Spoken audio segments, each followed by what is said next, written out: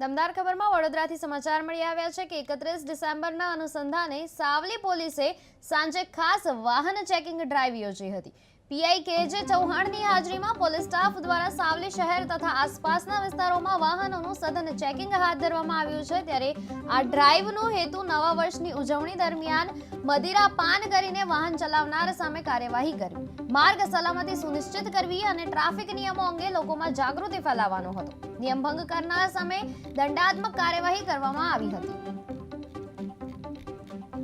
31 December અનુસંધાને Savli police station વિસ્તારમાં Savli police સ્ટેશનની 5 જેટલી ટીમો બનાવવામાં આવેલ છે અને અલગ અલગ ચેકપોઇન્ટ નાકા બનાવવામાં આવેલ છે, જે તમામ નાકા ઉપર પોલીસ એલર્ટ થઈ અને ચેકિંગની કાર્યવાહી કરી રહી છે, જેમાં મુખ્યત્વે ડ્રંક એન્ડ ડ્રાઈવના કેસીસ, ઓવર સ્પીડના કેસીસ અને પ્રોહિબિશનના કેસીસ ઉપર ફોકસ કરી કાર્યવાહી હાલમાં ચાલુ છે